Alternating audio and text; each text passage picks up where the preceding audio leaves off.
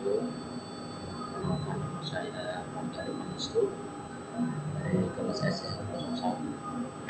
Di sini saya akan presentasikan ringkasan materi yang berjudul pemanfaatan basis data Google Scholar dan EBSCO.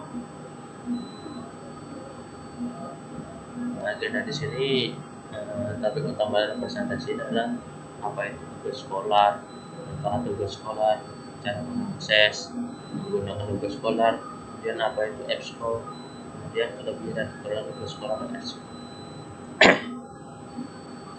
Google Scholar adalah fitur yang menyediakan layar edukatif dan membantu pencarian jurnal ilmiah dan publikasi dari berbagai disiplin ilmu. Di mana dalam proses kerjanya ketika pengguna memasukkan keyword atau kata kunci di kolom pencarian, maka Google Scholar akan mendeteksi menyaring artikel atau tulisan ilmiah yang memiliki sumber terpercaya seperti dari situs universitas, perpustakaan, serta jurnal ilmiah. Dan selanjutnya manfaat Google Scholar. Manfaat Google sendiri mencari artikel dan jurnal. Manfaat utama dari Google Scholar adalah mencari artikel dan jurnal yang relevan dengan kata kunci yang digunakan, sehingga hasil pencarian tersebut dapat digunakan sebagai rujukan dalam pembelajaran. Kemudian membuat perpustakaan pribadi. Di Google Scholar ini Anda dapat membuat perpustakaan pribadi dengan menyimpan hasil pencarian Anda pada Google Scholar. Kemudian membuat profil untuk menulis dan meneliti. Bagi seorang penulis ilmiah dan peneliti dapat membuat profil khusus yang digunakan untuk membagikan tulisan dan hasil penelitian. Kemudian selanjutnya manfaatnya mengatur pengingat. Nah, jika Anda di sini mengikuti perkembangan suatu isu tertentu, Google Scholar dan dengan fitur di mana Anda dapat menghidupkan notifikasi jika artikel dan jurnal baru telah diterbitkan. Kemudian selanjutnya cara mengakses Google Scholar. Yang pertama adalah langkah pertama membuat akun email. Yang kedua setelah selesai ketikkan alamatnya http scholar.google.id di pencarian Google. Kemudian yang ketiga bisa isi biodata Anda. Jadi direkomendasikan menggunakan email institusi atau organisasi. Kemudian yang keempat, pada halaman beranda isikan URL milik institusi Anda lalu klik berikutnya. Kemudian yang kelima, masukkan nama institusi lalu pilih artikel yang diterbitkan oleh institusi. Kemudian yang keenam, hasil pencarian akan sesuai dengan yang diisikan pada form sebelumnya. Di sini Anda bisa menyesuaikan hasil pencarian dengan masuk ke pengaturan dan isikan apa saja yang Anda perlukan, misalnya seperti bahasa, jumlah tampilan pada pencarian dan sebagainya. Kemudian yang ketujuh adalah terakhir, setelah selesai Anda melakukan pencarian dengan leluasa pada berbagai tulisan dan materi yang terhubung dengan Google Scholar. Di sini berikut contoh di awal, ada profil, artikel, dan setelan. Di sini kita bisa isi nama, kemudian email. Di sini bisa kita isi bidang-bidang apa yang akan dicari, kemudian halaman beranda kita. Cara menggunakan Google Scholar pertama, cara mencari artikel atau jurnal. Google Scholar memiliki cara kerja yang sama dengan mesin pencarian Google, di mana mendapatkan hasil pencarian yang maksimal, kalian harus menggunakan kata kunci yang spesifik mungkin. Dimana untuk mengakses Google Scholar, kalian bisa ke situs http scholar.google.com dan kalian bisa langsung mencari artikel pada sidebar yang ada di halaman depan. Yang mana hasil pencarian yang muncul Scholar merupakan kombinasi dari hasil yang paling relevan dengan kata kunci dan hasil yang paling banyak dikutip oleh pelajar dan akademisi lain.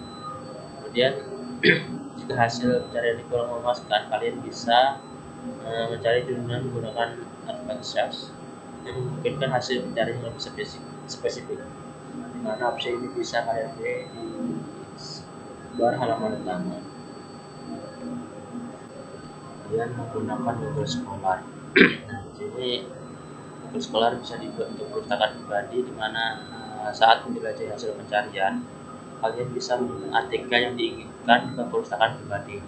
Nah, caranya dengan mengklik ikon bintang yang ada di bawah hasil pencarian, yang mana artikel yang telah dimasukkan dalam perpustakaan bisa diakses di menu query yang ada di sidebar. Kalian bisa juga dapat lihat daftar informasi yang cukup komprehensif tentang artikel tersebut, termasuk abstraknya. Nah, kalian juga bisa menaruhnya dalam satu tabel untuk mengatur sumber yang sama.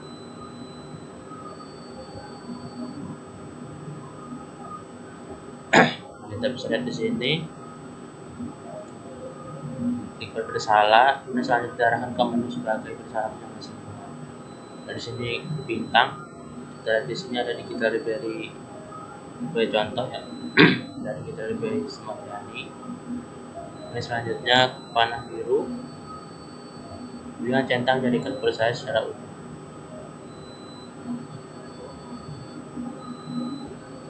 Selanjutnya ada EBSCO. Nah, apa itu EBSCO? EBSCO adalah Elton Stephen Company, adalah suatu perusahaan yang menyediakan berbagai layanan informasi dan konten digital, termasuk agregator basis data dan perpustakaan digital. EBSCO menyediakan akses berbagai sumber daya informasi seperti jurnal ilmiah, majalah, buku elektronik, platform industri, dan banyak lagi melalui platform online mereka. Yang mana dengan EBSCO pengguna dapat mencari, menelusuri, dan mengakses berbagai sumber informasi untuk penelitian, referensi, dan pembelajaran. Peraturan EBSCO telah menjadi salah satu alat penting bagi para peneliti, mahasiswa, dan profesional untuk mengakses informasi terkini dalam berbagai disiplin. EBSCO pada umumnya tak jauh berbeda dengan pemandu tugas sekolah dalam hal terkait pencarian jurnal. Kita bisa lihat webnya sini http://ebsco.com/database. Kemudian selanjutnya ada kelebihan dan kekurangan Google Scholar dan EBSCO.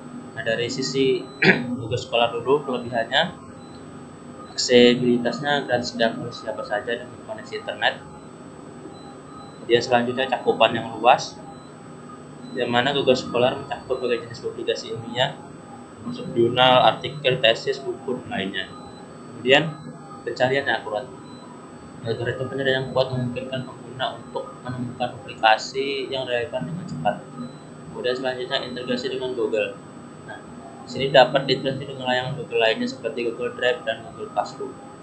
Kemudian kekurangan di sini yang pertama ada konten yang tidak terjaga, di mana Google Scholar dapat mencakup literatur yang kurang diverifikasi secara akademis. Kemudian selanjutnya kedua, keterbatasan fungsionalitas. Di sini Google Scholar tidak menyediakan fitur canggih seperti filter pencarian rumit atau pengelolaan referensi. Kemudian yang ketiga, kesulitan dalam sumber yang terpercaya, karena tidak adanya mekanisme yang jelas untuk menilai kualitas atau keakuratan sumber yang terdaftar. Selanjutnya EBSCO. Kelebihan EBSCO di sini yang pertama, konten yang terjaga, karena EBSCO biasanya menawarkan akses literatur yang telah diverifikasi secara akademis dan dikelola oleh perpustakaan atau peneliti. Kemudian yang kedua, fungsi pencarian yang kuat, di mana EBSCO memiliki fitur pencarian lanjutan dan filter yang memungkinkan pengguna untuk mencari hasil pencarian dengan lebih tepat. Kemudian yang ketiga, akses database terbuka. EBSCO menyediakan akses ke berbagai database dan jurnal ilmiah terbuka. Kemudian yang keempat ada tools penelitian, di mana EBSCO menyediakan fitur untuk mengelola referensi, membuat daftar kutipan, dan menyimpan hasil pencarian. Selanjutnya ada kekurangan.